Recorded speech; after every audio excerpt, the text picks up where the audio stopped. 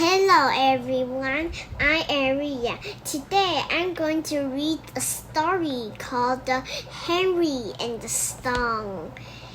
Henry was a boy. He lived in a small room. It was under the stairs. His aunt and uncle were not nice. Henry was sad.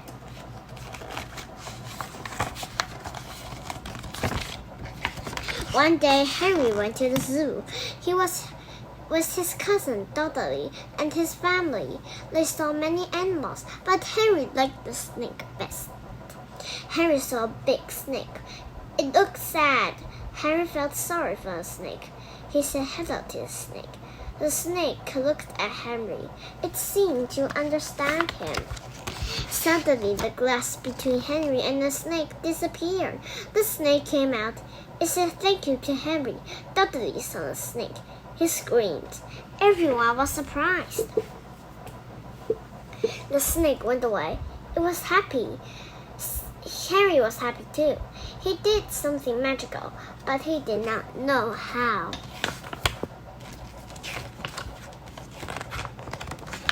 Later, the glass came back. Nobody knew how it happened. Henry was very quiet. He thought about the snake.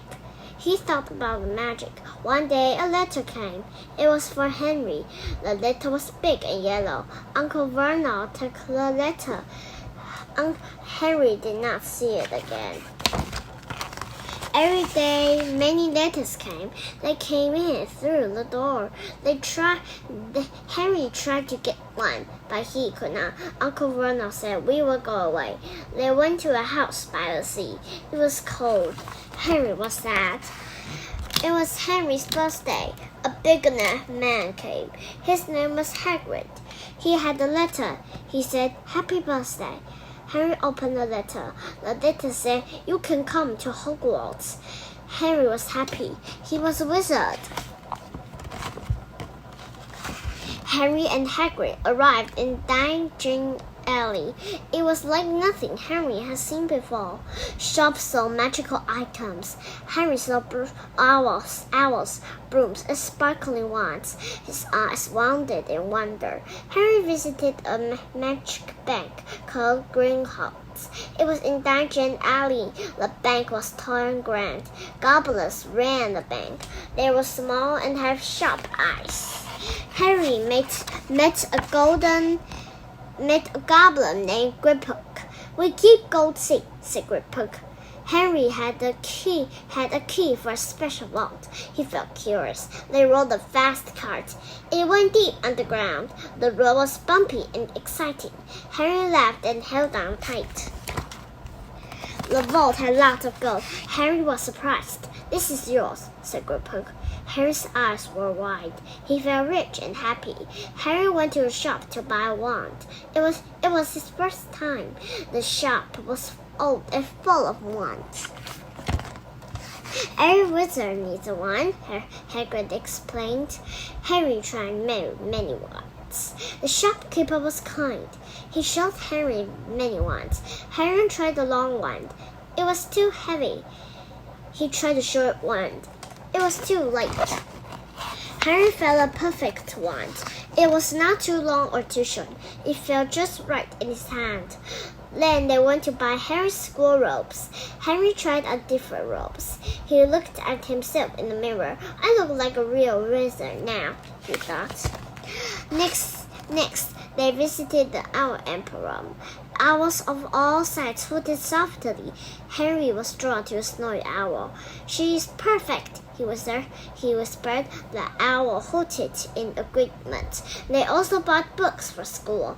The books were old and full of secrets. Henry felt a thrill of excitement. He couldn't wait to start reading them.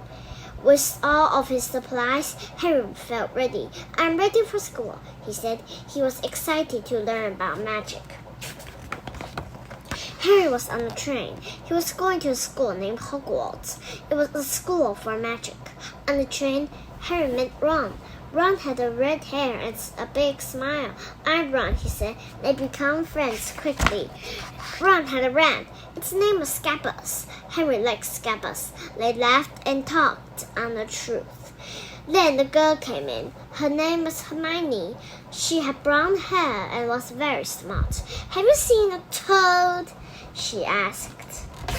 "We have not seen a toad." They had not seen a toad. Hermione stayed and talked. She was nice. Harry liked her too. Harry, Ron, and Hermione became good friends. They were all ready for school adventures. The train stopped. Harry got off. It was dark outside. He saw a big lake. A tall man with a lantern stood there. His name was Hagrid. He called for the new students. They took boats across the lake.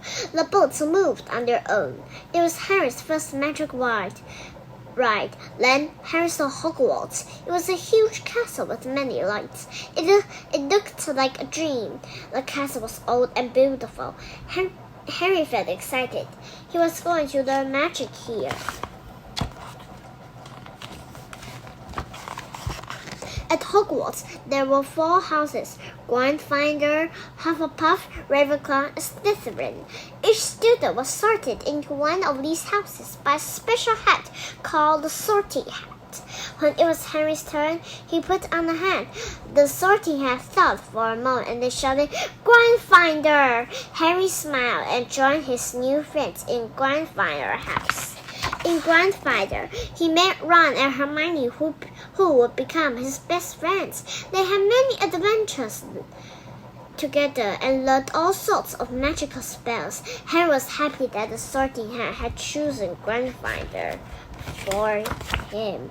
Harry and his friends went to their first magic class at Hogwarts.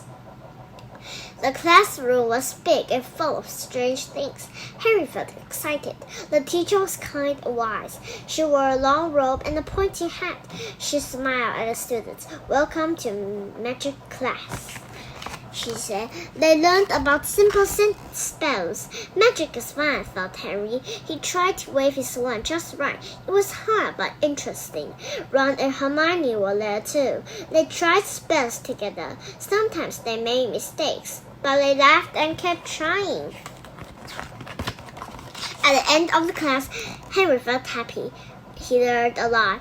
"I love magic," he said. Ron and Hermione smiled. Harry looked forward to more magic classes. He wanted to learn more spells and be a great wizard. Harry went to his first flying lesson at Hogwarts. He saw many brooms on the ground. He felt excited and a little scared. The teacher showed them how to fly. "Hold tight," she said. Harry held his broom. It lifted up into the sky. Harry loved flying. He flew high and fast. The wind was strong. "This is fun," he thought. Then Harry saw Quidditch. It was a game played on brooms. There were hoops and a golden ball. Harry wanted to play. Harry watched Quidditch players. They were quick and skilled. "I want to be like them," Harry said. Harry dreamed of playing Quidditch. He practiced flying every day. He became good at it. Henry played his first Quidditch game. He flew on a broom. He was the seeker. The game was fast and exciting. Players loomed everywhere. Harry looked for the snitch. Harry's broom went out of control. Hermione saw Snap muttering a spell. They set Snap's cloak on fire, stopping him. The snitch was small and gold. It flew very fast. Harry chased it. Suddenly, the snitch was near Harry. He reached out quickly, but he swallowed it. Everyone stopped and looked. Harry had a snitch. His team won the game. Harry spent his first Christmas at Hogwarts. The castle was decorated with lights and trees. Harry felt happy. On Christmas, Harry and his friends had a feast. They ate, laughed, and sang songs. Harry loved his Hogwarts Christmas. In the Great Hall, there was a big Christmas tree. It had shiny ornaments. Harry's eyes sparkled. At breakfast, Harry found a present. It was a cloak. The cloak made him invisible. Harry was amazed. The cloak was from Harry's father. It was very special. Harry felt proud and happy. Harry put on the cloak. Suddenly, he couldn't see himself.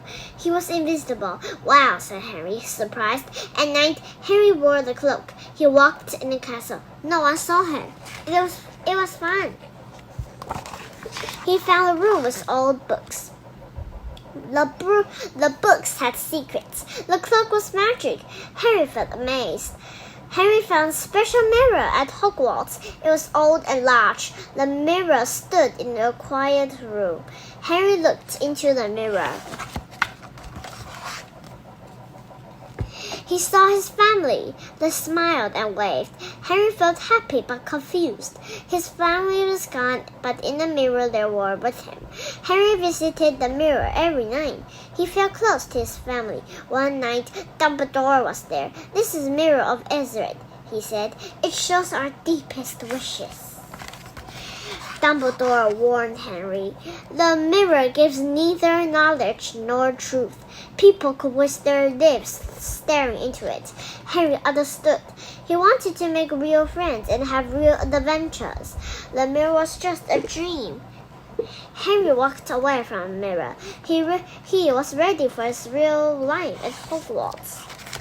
At Hogwarts, Harry and his friends heard about the Sorcerer's Stone. It was a magical stone.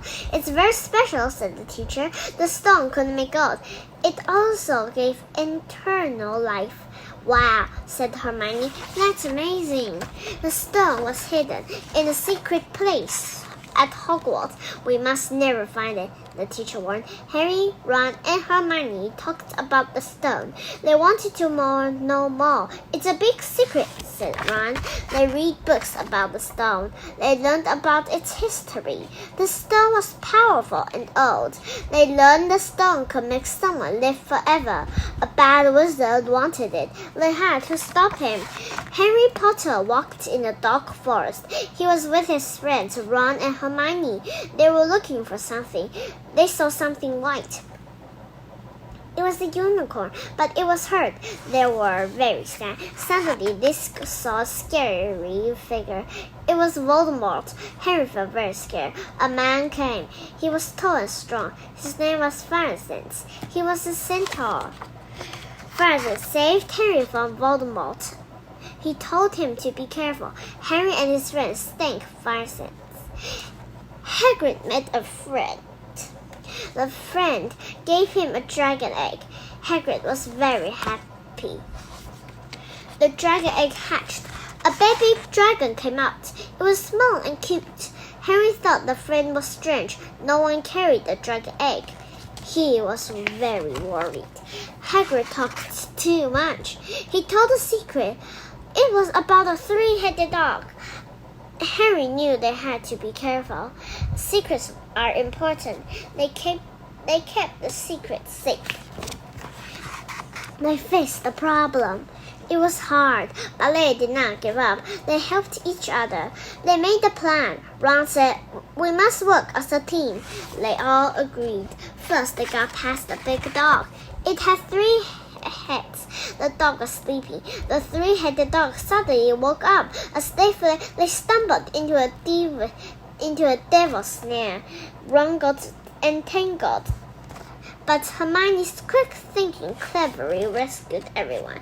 Next was a room full of flying keys. They caught the right key. It was hard but fun. Then they played the giant chess game. Ron was very good at chess. They won the game.